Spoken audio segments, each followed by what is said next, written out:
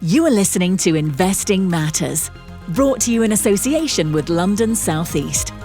This is the show that provides informative, educational and entertaining content from the world of investing. We do not give advice, so please do your own research. Hello and welcome to the London South East Investing Matters podcast. My name is Peter Higgins, and today I have the pleasure of speaking with Algy Hall, the former associate editor of the Investors Chronicle magazine, the award-winning journalist, and he's now moving on to pastures new. We're going to talk about that in a little while, to Citywire. But first and foremost, Algy, I want to talk about, on an almost personal front, really, with regards to the fact that, you know, not a lot of people know that you're also a famous author of children's books. We need to get this out of the way, mate, because you come from a large family, you've got children of your own, but people are like, what? Animation?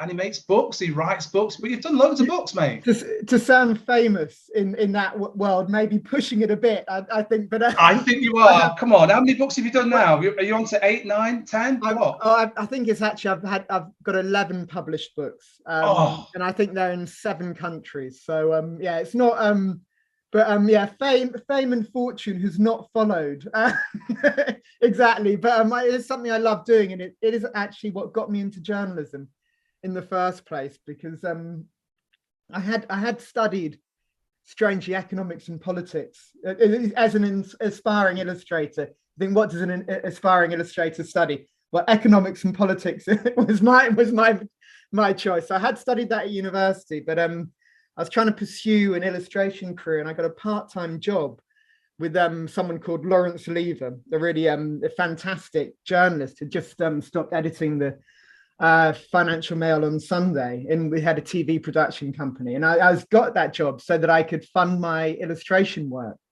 But he kind of saw my background and quickly sucked me into researching for his own investment portfolio and writing for his newsletter that he had at the time. And then I got involved with, it was 1999, the dot-com boom.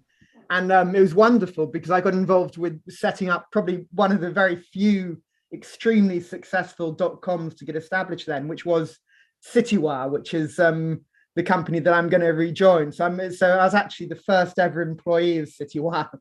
And now, after 15 years away from there, I'm going back, or I've just started back. That's absolutely phenomenal, mate. I mean, it's fantastic that you're back, you're going back to Citywire, and we'll touch on that a bit later. But I want to it's quite topical that you study politics. We're talking about animation now. Spitting Images is back. Surely you're going to write something or do something animated to do with our politicians and what's going on right now. You know, I tried. That was after it's one of those things. You sometimes think, oh yeah, I could blend these things fantastically, and I tried that soon after university and quickly discovered I was terrible at political cartoons. I just about managed to be able to caricature politicians, but my jokes were hopeless, convoluted, completely, like, you know, really not funny. They were awful. So yeah, that is something that I kind of knocked on the head. And likewise, I also, after the credit and the credit crunch and the great financial crisis, I got very excited about doing a children's book revolving around apple pie and bad apples, and one bad apple kind of makes all the rest rot. And I had all these ideas, and I tried to come up with a picture book, which by that time I was getting published. My publisher was very keen on the idea, and so was I. And my output was terrible. trying to force these ideas into a picture book proved to be disastrous. So anyway, that was about 6 months of hard work, totally wasted. So I've learned, you know, I've got to stick with what actually works and comes naturally, rather than kind of trying to force two things together which look like they should be able to work together. But yeah, I don't have the talent to blend. Well, one thing you do have a talent for is writing good copy and fantastic journalism with regards to investors. And, you know, and I said it before, you know, all the books that you've written, the children's books, have led you to be touring around the world, the USA and elsewhere, regarding that. So you are a writer, mate, of high regard. So don't knock it, don't take yourself down. So let's just hit this on the nail here now, right? 2021, right? You're in your 15th year-ish of being at IC, and you're up and you've won this CFA award, Algy, right? The CFA UK Journalist of the Year award. Now, first and foremost, we need to tell people, or you need to explain to people, what the CFA stands for and the sheer size of it and the competition that you were up against. The CFA, okay, this is where one point where we have to pause, because I don't know what the CFA stands for. Wait 1 second, let me see.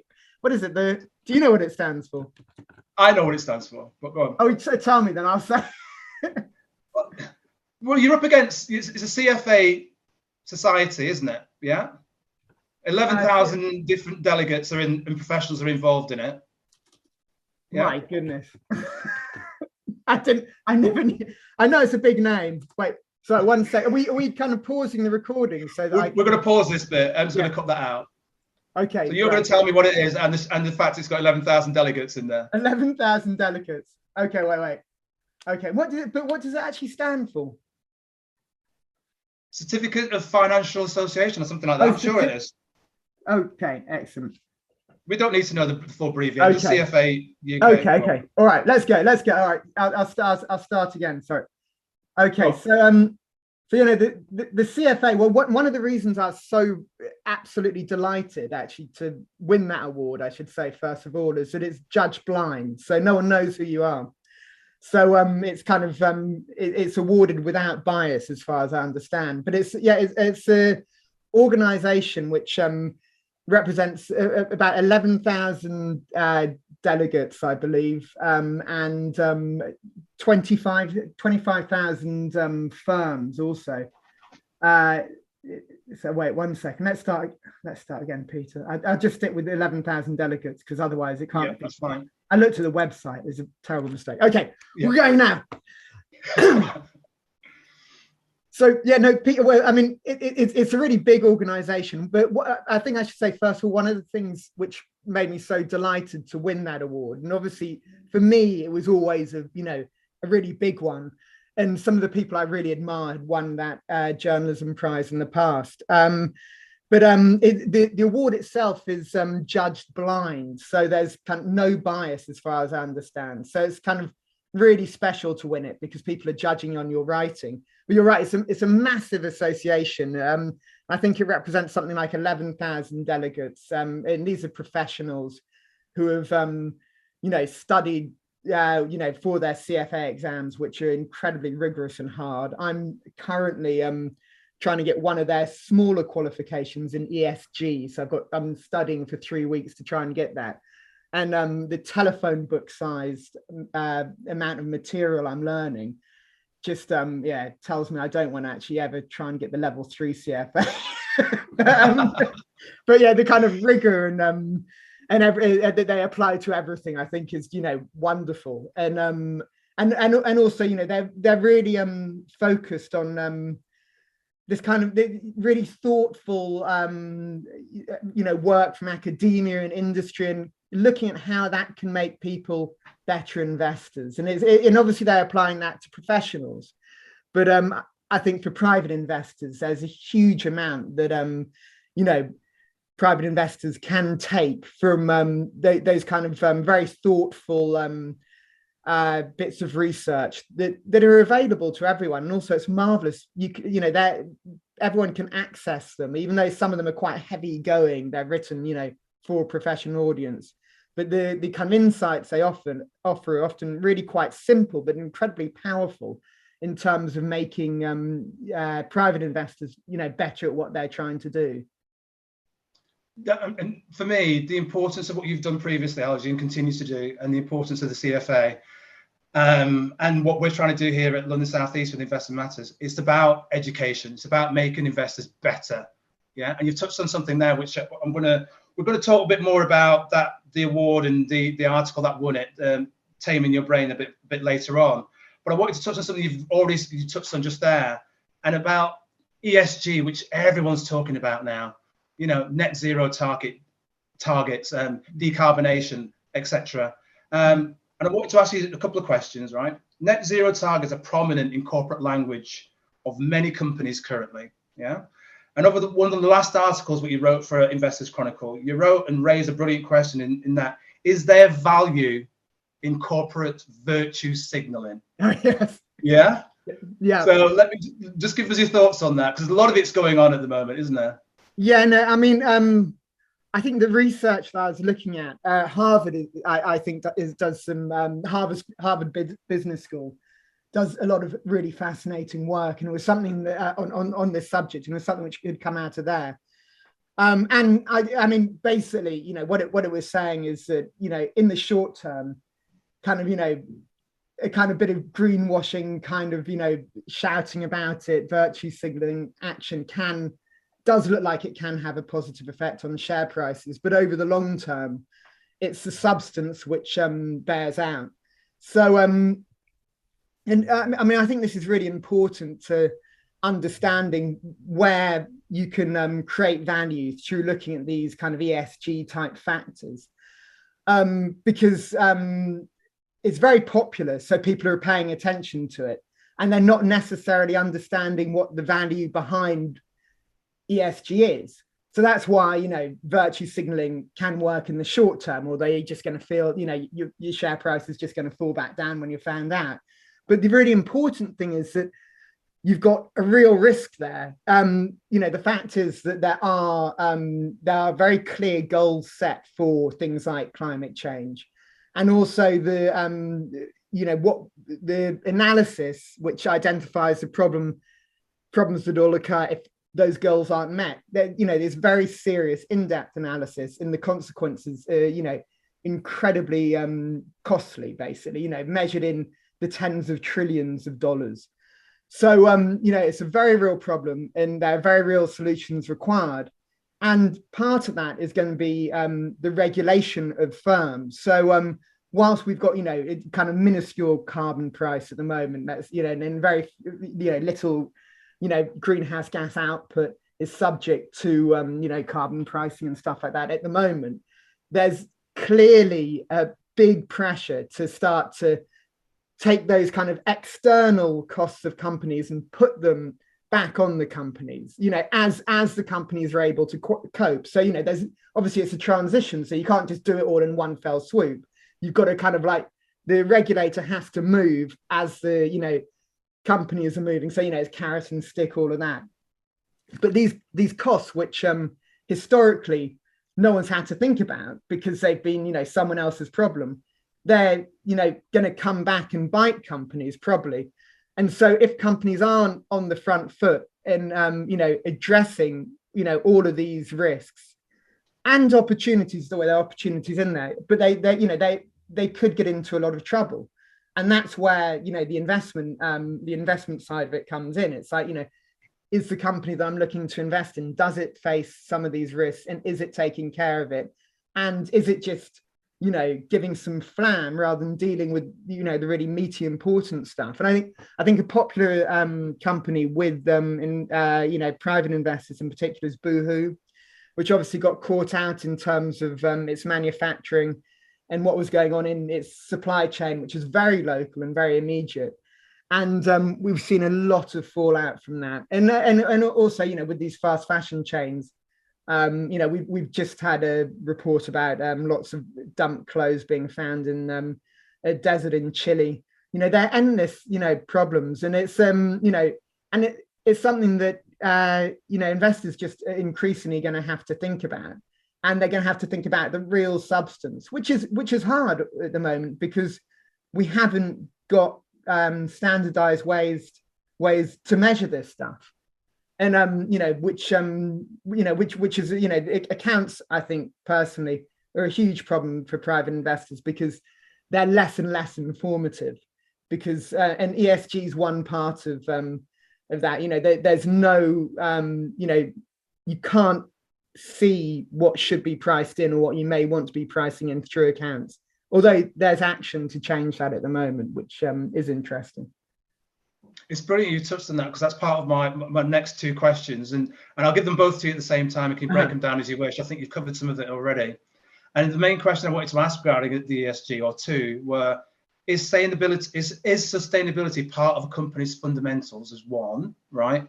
And for investors, how can ESG credentials be made easier to understand prior to investing in, i.e. Boohoo's or Royal Dutch Shell and, you know, the mining companies? Because for me, as you've said, in the RNSs and the information that's put out there, Algy, it's not clear cut as to how much are they investing, how much have they got to offset regarding the charges that are coming down the pipe.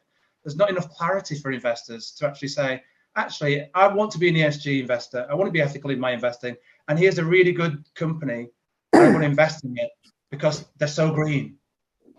Yeah. Well, I mean, I suppose, I suppose there are a few different things. One, just if we go back to, you know, is sustainability part of fundamentals? There's something kind of very hard in terms of, you know, how we have to think about the answer to that question, because I mean, I'd say yes, for, you know, because of what I was saying, because, you know, it's going to be forced on on companies and therefore on investors. So, you know, from that perspective, yes, but when, we don't know, you know, and there's a lot of, consternation about the foot dragging of regulators. You know, there's, there's huge dissatisfaction whenever we have a COP meeting, stuff like that. More should be done. It's not happening quickly enough. But then again, a lot is happening. But so, I mean, it's kind of like when these kind of external costs are going to be brought home, I think, is one of those kind of really vexing questions, because until they do, or until a company's found out, and we don't know, you know, what there is to find out about them a lot of the time, then then it's not a problem. But then suddenly, you know, like you have, you know, the Volkswagen and Dieselgate, and I think if £14 billion, dollar fine or whatever it was, you know, and the end of the diesel industry. It's like, you know, absolutely, they can become very material. And then that issue of like what's material, I mean, that's kind of the second part of your question in a way. You know, how can private investors understand ESG? And I think, you know, I mean, it is a question of what's financially material, and that's very hard. There's been a lot of work done though, which has been going on for some time, to try and identify for different industries and different companies what are the material factors that investors need to look at. And like last year, I mean, a lot of these organizations have been coming together anyway. And then last year at the COP26 Glasgow summit meeting, whatever the correct term is, there was a whole load of these groups came together again to form something called the International Sustainability Standards Board, which importantly is part of the IFRS, so the main accounting standards setting body. And I think, you know, what we'll see fairly soon, actually, because so many of the standards were already in place, is that there will be standards which companies will be expected to adopt in their accounts, which will suddenly start to make things a lot more visible. And one of the approaches I personally really like in terms of making it visible to shareholders is actually putting a monetary value on the external benefits. And I mean, this is imprecise, obviously, and there are going to be huge flaws, you know, being talked about. You know, the more people try and do this, but actually putting a monetary value on the cost to the world, which isn't, you know, a direct cost, and the benefit, which we're not seeing as a direct benefit from each company. And I think in doing that, it's going to start to really explain the risks which are out there. Because, you know, just monetizing stuff, you know, sorry, that's a terrible word. I'd never use that in my writing. It's not a terrible word, but absolutely perfect word. Putting a money amount on it, yeah, you know, it's just like, I think it was invented about, 5 years ago, that word or something. Suddenly everyone started using it. I promised myself I'd never use it, but it is very much mainstream now. You can blame me, Algy. You can blame me. No, I think I'm behind the times now. Yeah, so actually talking about these things in monetary in terms of, you know, how much money it is, you know, per some, you know, externalities per share, let's say, you know, and then also looking at funds in terms of, okay, what's the cost to the planet of this, you know, of this fund? For every pound invested, the cost is X per year. And how much is, you know, how much is that cost moving by? How much is that benefit moving by? You know, this just tells us stuff which is intuitive and it's imperfect. But I think what private investors really need, and also financial advisors and, you know, those kind of intermediaries, I think is something really intuitive to just explain, you know, what's actually happening. Because saying a company has an ESG score of XYZ, I just don't, there are many different ratings agencies and people don't understand it. And people don't understand things like, you know, how can an oil company be, you know, in an ESG fund? And I mean, you know, there are plenty of reasons why it can, but it seems counterintuitive. And you know, but you know, we all need oil, and we need that, you know, that industry is massively important to the world, but we need it to become greener, and we need it to, you know, do what it does, you know, in a better way, and try, you know, and move into, you know, renewable, you know, clean energy and everything. But you know, but it's, you know, we've got to understand that it has a massively important place in the world, and therefore in our, you know, in our investments. And, you know, it's a case of it, you know, doing better. But it seems like completely counterintuitive. Like, you know, you can't say that's ESG. It's like, you know, it must be wrong. But and then, sorry, I'm being long-winded, but there was one other thing in terms of private investors understanding ESG, and I think actually it's the most exciting kind of part of it, is rather than looking at the risk, it's just to look at companies which are creating opportunities, which we can look at in the same way we'd look at any company at trying to exploit an opportunity. You know, does it have a sustainable competitive advantage in that area? Is there, you know, is the end market growing? What, you know, what does the competition look like? Does it have pricing power? Is it making, you know, strong margins? You know, all those kind of things we'd look at for any business case. We can apply to, you know, this is a kind of green growth story, or, you know, this is a kind of growth story around, you know, improving people's, you know, lives, you know, development, or, you know, those kind of things. And actually, it just fits into the framework we're used to. It just so happens that it's kind of linked to some of these massive trends which are establishing themselves around the kind of transition to being a greener, you know, greener global economy. Indeed. I mean, obviously the poster child of the green economy at the moment is Tesla and the electric vehicles going forward. But there's been lots of discussions about Tesla and the sustainability of, and also the needing of lithium. And now you've got companies that are talking about clean lithium, which is clean mining of lithium in the extraction process. And, you know, the valuation of Tesla at the moment, people just scratching their heads are going, really? You know, if they sell all the vehicles that they're planning to sell, that's £1 million per car. It's like, at what point do you say that the ESG credentials of Tesla is beyond what it actually should be, you know?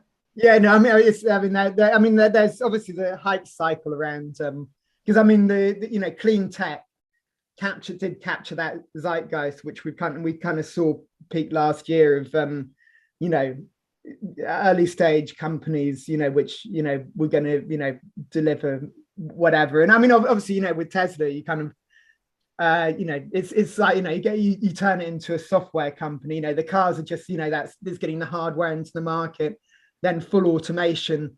You know, suddenly, you know, because I mean, they can drive a ridiculous amount of miles. It's kind of like a fleet which will last for ages, which you just run software off as, you know, the other kind of, you know, vision. And you know, who knows? I mean, so many people are trying to get into that market. We'll see how it plays out. But yeah, I mean, I with the, you know, I mean, I think you can go to those extremes of kind of like the really, you know, the hot stuff. Always you're going to get overvaluation because that's psychology. But then you've got kind of, you know, I had a whole load of great boring companies coming up in stock screens that I was running, and I think McFarlane was one, which is a niche packaging sourcing and distribution company, which I think's actually got slightly hot recently since I wrote about it. But it's like, it's just like such a boring company, and it's kind of like it's kind of slightly cyclical, and it kind of like does lots of bolt-ons, and it occasionally needs money from shareholders rather than being able to finance all of its stuff. But it's got this lovely niche market which just makes good money from, and the valuation as a consequence, when I looked at it, was it's just like, oh god, it just looks really good value compared to just this dull story it's got, which is and sorry, I should have said the packaging has there's a green element to it, because everything it's doing is trying to make things greener, because that's the name of the game at the moment. So they're little stories and little little kind of plays all over the place, rather than just just in the kind of like names that we've all heard of, which which is so exciting. I mean, don't get me wrong, I think you look at companies like Tesla, and Nvidia, and other ones like that, and you just think, oh my goodness, this is just like amazing, mind-blowing. But that's why you overpay for it also. on average. On average, absolutely. And that just runs almost seamlessly into where we're going to go with this actual conversation, Algy. And obviously, we've already touched on it. You won the CFA UK Journalist of the Year award for the article, which is Tame the Brain, or Tame Your Brain, and which you just touched on the first element of it there, overconfidence. So what we want to talk in this segment here, Algy, about the article, which won you the award, and talk a little bit about, Investing Matters podcast, and the other stuff that I do is all about educating people. All the stuff that you've done historically is about educating investors and making them better. So I want to focus now on that article and the different elements of that article. We're going to go through them one at a time, if that's okay with you. Sure. And I want to start really with what can investors do to overcome their behavioral mistakes, my mistakes, and start firstly with overconfidence. Why do we all, we read a little bit about something and it's like, oh, Tesla's going to go to the moon, so therefore I'm going to have to buy it. You know what I mean? We've all made these mistakes. It's so common. Yeah, I mean, I suppose one of the things to understand about all the biases, and the article that we're talking about, there are 5 key biases which I thought were most important to highlight. But there's a flip side to all these biases, and they're really, in terms of rational decision making and investing especially, they're really not great. They can cause us loads of problems, but in terms of our everyday life, they're brilliant. They're there for a reason. So it's kind of like, we come like, as investors, well, oh no, overconfidence. But like, if you're not overconfident, you're in trouble. We're all overconfident for a reason. We make false assessments because it serves us really well in terms of just getting by every day. I wouldn't be sitting down and talking to you and being recorded if I didn't have a sense of overconfidence, because it's like all the questions I could ask myself, the rational questions, I'd go and hide underneath my bedclothes. So it's really important. Overconfidence. I think one of the really useful kind of insights into it for people is basically just breaking it down into 3 things, which is we all think that we're better than we are. We're able to be more precise when we're kind of predicting things and making decisions than is feasible in any way. And we all think we're better in comparison to other people than we actually are. And these are lovely, comforting things to think, but we believe them though. We can totally believe them. So and part of this is like, I'm saying this, and I don't think it applies to me as much as it does. And like everyone is listening to this, and Peter, you're listening to this, and you're thinking it doesn't apply to you as much as it does, and that's because we're human. We're human. We can't help it. So it's kind of, we have to undo this in a way. And the other thing which is really important actually with overconfidence for investors, I think, is the role that information plays, because we kind of get drunk on information. We kind of the more we have, the more we think we know. And actually, there's evidence that it's like we just become more overconfident. And there's one like really great experiment from the 1970s where a great psychologist called Paul Slovic got horse handicappers, people who predict horse races, and he just gave them 5 bits of information and said, "What do you think the outcome to these races would be?" So they're races which have been run real information. And they gave their predictions, and they weren't bad. And they said how confident they were, and their level of confidence kind of matched their accuracy. Then he gave them 5 more bits of information progressively till they get to 40 bits of information. Their confidence and their predictions went up and up and up and up, and the actual quality of the predictions stayed right through. And as investors, when we have access to so much information, we can become completely overconfident because we think we know everything. And it's a case of concentrating on the really important salient facts, which are going to determine the outcome of our investments. That's what's really important, and not to get completely lost in that forest of information. Focus it, because information is valuable and research is incredibly valuable. I mean, this isn't me saying don't do any research because it's not worth it. It's saying make sure you know how that research fits into what you actually want. So just having that very clear focus of where am I going to get my advantage from, and what do I need to know, and then building on that. Thank you for that. You've given me the problem, and you've also given me the solution there. So thank you ever so much for that, Algy. Obviously, you've touched on a little bit, but I want you to expand a little bit on the confirmation bias side of it.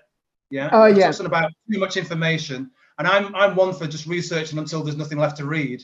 And I think, yes, got it now, and I filtered it down, and I'm down to that one stock, and that's got my Hail Mary one.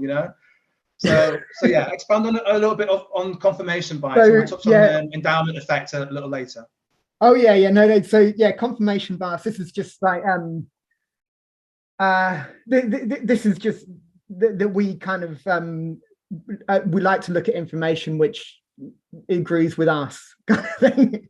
And we like to we can kind of handle straw man arguments, which we can knock down, but we basically if you're and you'll notice it if you kind of are kind of like looking at certain news articles kind of thing, and or if you use Twitter and you kind of look and you've got to you manage to get a diverse feed together, and you kind of look at what you're not clicking on, you are clicking on, you'll always avoid the stuff which is kind of challenges your opinion, and be far more likely to read something which supports your opinion. And this is kind of part of protecting ourselves and comforting ourselves and being able to make firm decisions. That's why it helps us in life. But obviously investing, we've got to deal in probabilities, and so we have to know the counter argument. I saw a Charlie Munger quote from somewhere the other day about you need to know your opponent's argument better than your opponent does if you're to know that you've got an actual case yourself, kind of thing. So but yeah, what we do is the exact opposite. We just kind of like shield ourselves from the counter argument, because it's it's very hard to engage. It takes huge amounts of energy to engage with a counter argument, and actually see if you can knock it down, or whether it's going to knock you down. And a huge amount of horror, it's horribly, you have to be horribly honest and with yourself. But yeah, I mean, it's incredibly important to be able to do that, because otherwise you'll just when the share price is falling, or when bad news comes out, you won't actually understand it or see it. So you have to put yourself in the situation that when something bad happens, with a stock that you're holding, you're going to recognize it and be able to be honest about it. And then that'll help you, react to it. And a lot of investing is reacting to the, stuff that we can never anticipate happening. So we may as well kind of try and get as many steps ahead of that process as possible, because it'll help, what we do. And then there's also something, one of the biggest kind of lessons about confirmation bias probably comes from a book called Super Forecasting by someone called Philip Tetlock, who's another amazing psychologist, and he basically runs these super forecasters competitions to kind of understand what makes someone very good at forecasting, and the ability to change one's mind incrementally and sometimes like massively. And very often that's what is one of the defining features of a super forecaster, as he terms them. So just having that mental agility to kind of like jettison ideas and thoughts, and if there's something better that comes along, can be incredibly powerful. But obviously you need a framework that you're operating inside, so you don't flip-flop, because flip-flopping is also no good. Also, and prove very, very expensive as well. Yeah, we all want to compounded losers. I mean, yeah, buy high, sell low. I mean, is basically what we do. It's like, obviously we're meant to do the opposite. But it's like, no one should think, it's kind of like always. I remember when I started, it's like, oh God, why is everyone always buying at the top and selling at the bottom? And it's kind of like, you've got to go through a cycle, and then you understand exactly why. It's like there's you feel that huge compulsion. Absolutely. No, that's a brilliant answer. Thank you for that, Algy. So we're moving on now to the endowment effect. Why do most of us struggle with this, Algy? It's so commonplace again.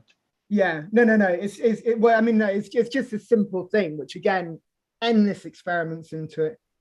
If we own something, it's more valuable suddenly, kind of thing. It's like, it's kind of, all these things also kind of linked, as well, because we can kind of see how, having talked about confirmation bias, how that's going to work. I mean, ownership is kind of like, that is an expression of belief, kind of thing. If you're going to like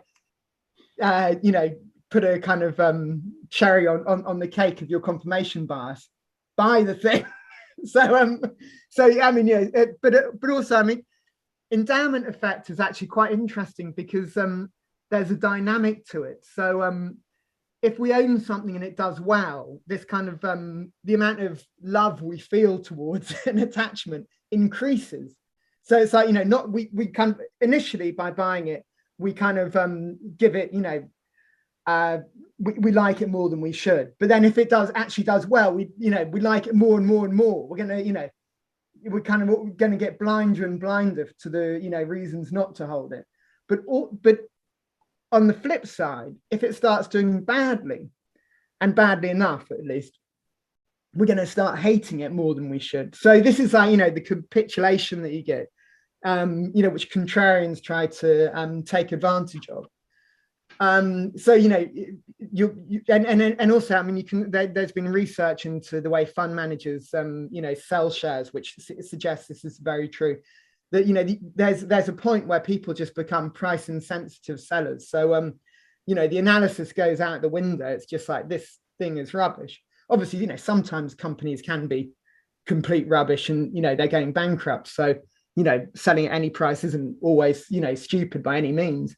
But we just psychologically, we get caught in this trap where we become sellers at any price, because of the kind of yin and yang of this endowment effect. But I mean, I'd say also, as a journalist and someone who's written about kind of individual shares for a long time, I think one of the things which perhaps we're underappreciated for is that we're not allowed to own the things we write about, which kind of reduces the bias.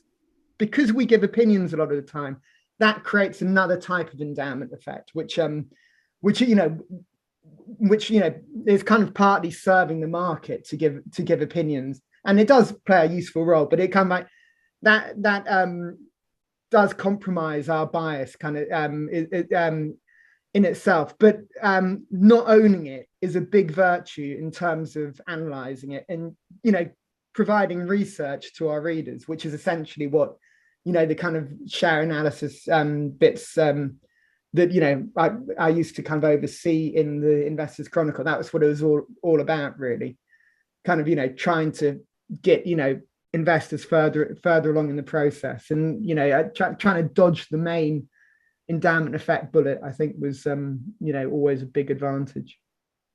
I think what came out for me with all the team at IC was the level of objectivity, and I think that's really important, and something that's lost, I think, out there, because almost everyone's writing a blog now, and the reason why they're choosing to write a blog about that particular company is because they've already had the endowment effect. They love it so much. I want to shout from the rooftops about it. And here's my blog about this company and the 7 steps as to why you should buy it as well.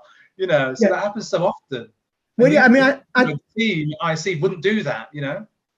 I mean, I think that there can be that huge value in the kind of research and reasons given by an owner for owning something, but at the same time, it has to be viewed in that context, because there's no way of doing that kind of writing without the bias of ownership, which is a big one. All these all these biases are reinforcing.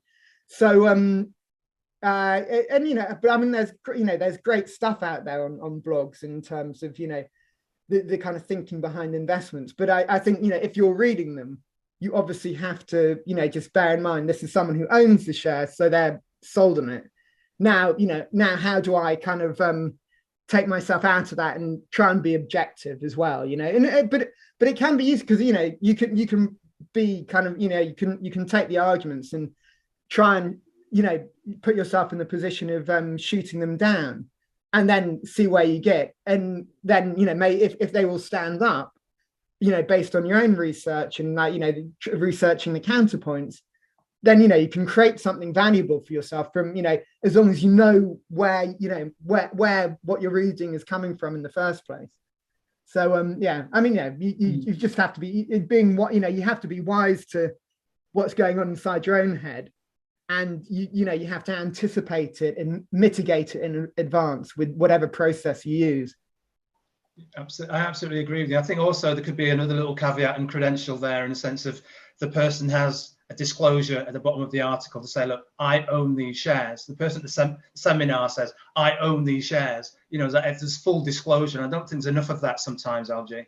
Yeah, well, in journalism, there's basically, very, high standards and all that kind of stuff. So, I mean, I'm gonna be biased in terms of I do think journalism is a good place to look at, because it has developed over a long period of time, and the profession has discovered the mistakes that are made, and also the dangers of obviously what you really don't want is a dishonest actor, the pump and dump merchant, that's that's the kind of really serious bad stuff that can happen. But yeah, I know, I'd agree. If you own something, you should always disclose it. That should be the minimum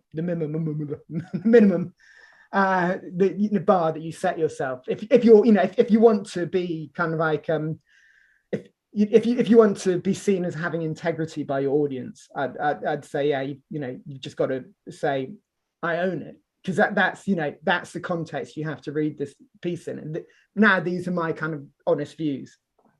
Yeah, I completely agree with you. Now, the classic of classics now, mate, we're going to go to loss aversion. No one likes to sell when it's losing, and then but they can't sell when it's winning, because it's going to go higher. It's such a difficulty. I've been doing this investing and trading lark now for nearly 30 years, Algy, and I struggle with it so much. Yeah, almost, you touched on it there about capitulation. It's almost until you get to the point of capitulation for most of us, it's just like we go, we throw the towel in. No, I mean it's like, yeah, no, there's something about making losses which just, I mean, it's kind of normally it's spoken about in terms of is, you know, twice the amount of pain from a loss is the pleasure from a gain, which is the kind of classic Kahneman Tversky kind of finding from prospect theory, I think it was called. But yeah, no, it's we just don't want to handle losses. And also, I think there's an element of, you know, they're just too hard to engage with. So people look away, and then and also there's that kind of desperate feeling of, you know, if I sell now, and it's happened to everyone. If I sell now, will this share or this fund, whatever it is, just jump up in the other direction? So yeah, I mean, it's all about finding a framework inside which, you know, I mean, all of the remedies to these biases are to basically taking yourself away from your emotional reaction into a space or, yeah, you know, a framework, a process where you can just be analytical. And so, you know, loss aversion, if you've got a framework, if you know, for analyzing, you know, where you are with an investment, if you knew what you were looking for in it initially, and, you know, you can retest those presumptions, then you can kind of come, you know, you should be able to come to a better decision. And now, you know, you can create kind of pillars that, you know, your investment is built on. And you know, because everyone can say, oh yeah, you know, the shares are cheaper now, you know, surely they're a better bargain. But if one of your, you know, if you've got kind of like one pillar that, you know, the whole case is based on, or, you know, two pillars, and one of them's just been knocked down, then it's like, well, you know, I've just had, you know, take it on the chin. Maybe it will go back up, maybe it won't. It's just like, but yeah, I mean, because none of us can predict share prices. No, you know, it's like, it's totally unpredictable. So it's kind of like, you know, you've got to base it on what you can actually see, you can actually observe. I think there's that famous Goldman Sachs sayings that those that predict or try to say that they can forecast everything end up eating glass. Remember that phrase? No, I don't know that one. The crystal ball, you know, those that use the crystal ball end up eating glass, you know. So yes, I think that's the phrase. So the last one now, outcome bias. We already know the outcome. We've done the research. We put our money down. We bought the share, the fund, whatever, and we already know it's going to be a roaring success. Yeah. No. Yeah. This is like. Yeah. I mean, I think this is really. I think this is really interesting at the moment. But also something called hindsight bias as well, because you know, we've had an amazing spectacle in the market recently in terms of high risk assets just, you know, taking off and doing amazingly. And so yeah, outcome bias is that you basically don't, well, so I'm kind of muddying my biases here.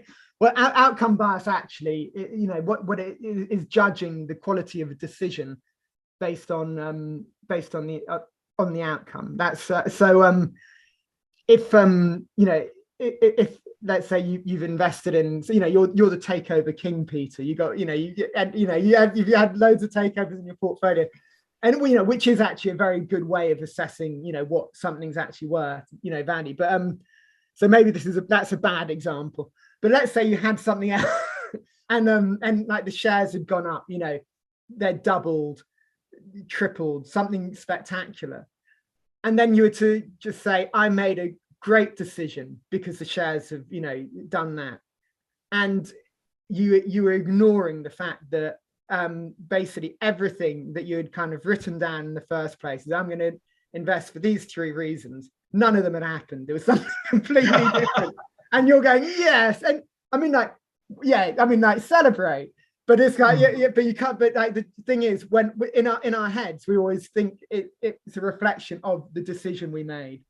And Algy, yeah. I mean, I'm going to interrupt you. That you made such a brilliant point there, because I've got about 3 or 4 examples in my portfolio right now that have done that. Yeah, and I'm like, it hasn't quite happened yet, but okay. Oh dear. I mean, but also, I mean, like, you know, if you were holding for one reason, but then there's actually that was wrong, but you're just, you know, the basis of your decision changes, I mean, fine. I mean, so I mean, there's lots of different ways, but it's but the outcome bias is thinking that the outcome reflects the quality of the decision. And also, even if the decision making's evolved along the way, it's kind of like to think that it's wherever the decision is now. So it's like it's kind of like just taking the output and equating it with the input can be very wrong. But also we have hindsight bias, which is kind of like similar in some ways, and probably is more salient to the kind of markets we've seen, which is that everything looks more predictable once it's happened. So the way our brain constructs, explains the world is to construct narratives. And once something's happened, it's very easy to construct a coherent narrative. So if that's coupled with some really amazing price performance, we kind of naturally assume what's happened will carry on, happening. What's true in the moment, based on our analysis of the past, is going to be true in the future. And that can lead to kind of all kinds of horrible errors and, buying, the hot stories basically. And not realizing that, they're not quite as great as they, seem in the moment.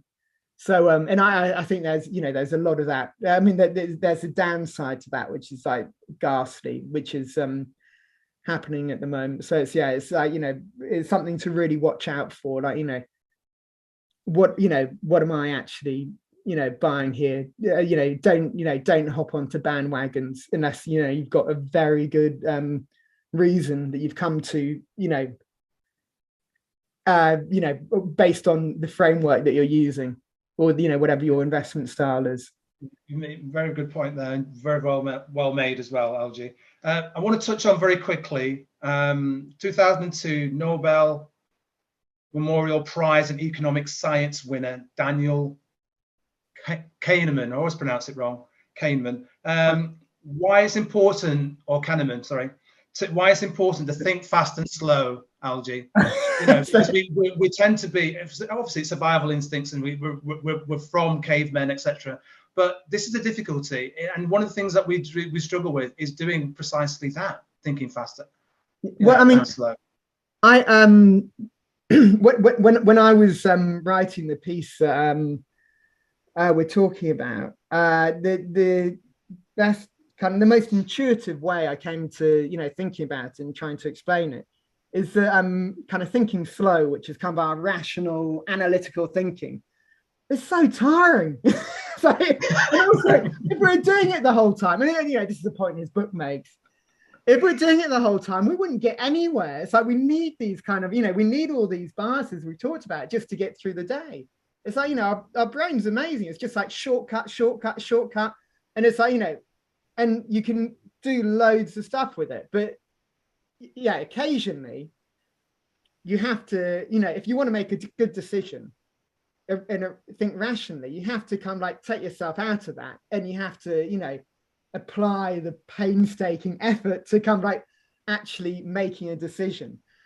And even inside our, when we're researching stuff, it's easy to come just like, even though like, we're doing hard work in terms of finding out lots of information and stuff, it's, it's easy to apply it, fast, or, kind of like lazily if you want to. I mean, it's not lazy because it's just like, it's just using another kind of process, but it's easy to kind of like just skip the effortful bit of, and quite tedious bit of kind of, categorizing and, putting it inside a framework, which makes all of that work valuable.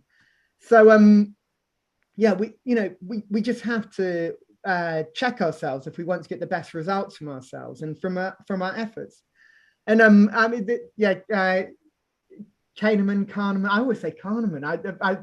I'm sure I'm wrong. I've got such a stupid name, and I always pronounce everyone else's name completely wrong. So, apologies about that. No apology required, Algy. I mean, the thing for me is, right, and we've touched on it there about thinking fast and slow. And one of the things that you've developed over the past 15 years, and you're now in the process of writing a book about it as well, is about stock screening, Algy. So, First of all, tell me why you developed it in the first place, and it's worked fantastically, and the performance has outperformed most benchmarks, right? And then secondly, tell us a little bit about the forthcoming book of what will be now your 12th book, by the look of it, you know. One of a slightly different famous 12th book. I don't think many kids are going to be reading this 12th one. You don't know, they're getting into investing younger and younger now, Algy. No, it's true. Yeah, so the stock screening column was, I can take no credit for the genesis of it. It was Jonathan Ely, the editor of the Investors Chronicle at the time, said, I want a stock screening column. And there are several of us who are going to work on it, was the idea. But it's something that I've always had a huge fondness for. And it goes back to when I read Jim O'Shaughnessy's book, What Works on Wall Street, right at the start of my career, kind of around late 90s, early 2000s. I've forgotten when it was, but he's kind of used quant methods. He back tested to kind of create screens. Which it's kind of my screens have always lent on recognized styles and back tests and stuff, but then tried to take it further to what does this all actually mean? How can we get closer to just a handful of stocks which are going to hopefully have some good ideas amongst them. But anyway, so we started that column kind of over 10 years ago. And quickly it became clear I was the one who was really enthusiastic about it, and everyone else had better things to do. So kind of with gusto, I kind of took it over. And at first in its early days, it was kind of putting together a whole load of screens to run in the magazine. And probably there are quite a few overlapping ideas, and some ideas which were weak, which I've kind of gradually got rid of. I've tried not to get rid of I tried, because I'm not doing it anymore. I tried not to get rid of the ideas which were poorly performing but were interesting.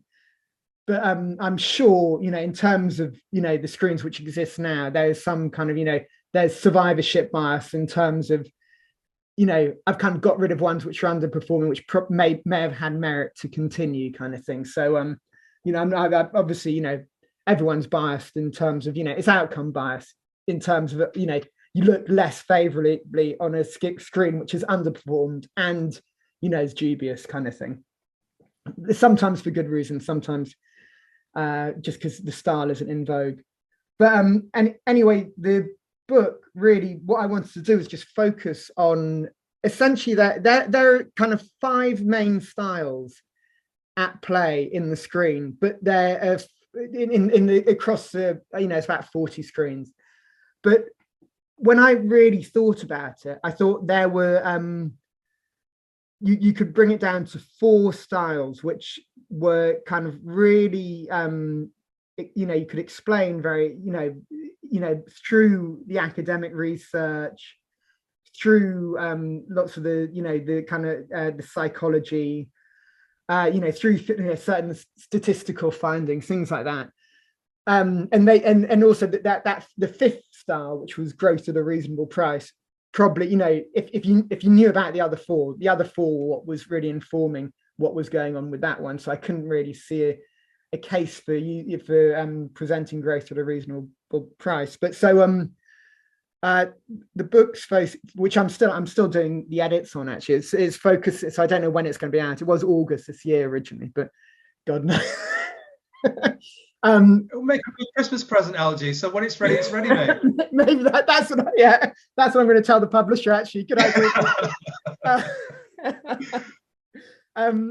So I've ended up focusing on quality, which is obviously like very in vogue at the moment. And there is a danger, I think, a genuine danger that it's kind of got a bit hot, just in terms of if you look at the trajectory of valuation of that type of stock through the screens that I've run, but also through the portfolios of excellent fund managers who follow that style. There has been a massive re-rating in that area. So it looks at quality, it looks at momentum, but probably kind of, more broad based than just price momentum, which is well known. So, so concentrating on earnings upgrades as being a big thing.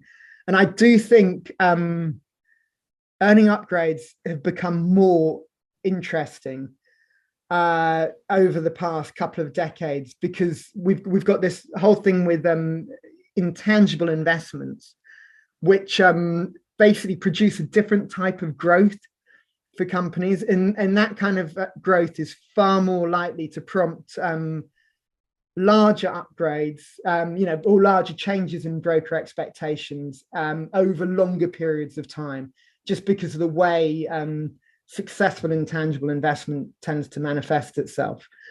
There's also value, contrarian value. Obviously, people hate value at the moment, or maybe they're warming to it a bit now, but it's underperformed in terms of the classic value style for 15 years. But the screen that I've followed has outperformed by a lot over 10 years, which covers that period. And I think one of the big differentiators between the way I'm explaining value is that, again, it goes back to intangibles. Intangibles have meant a lot of they've made accounts really hard to interpret, and the profit number in particular. So the metric I use is my main measure of value bypasses profit. It just looks at sales, which has there are other reasons to look at sales, which I'll probably it's too long-winded to go into now. But basically, intangibles have really kind of given value investors who look at book value and profits, they've given them loads of wrong signals. And there's one really interesting value fund which just looks at free cash flow for valuation in the States. It's actually an ETF called Distillate Capital, and they found with their measures of intangibles that the growth index, the MSCI growth index, was actually cheaper than the value index for the most of the last decade.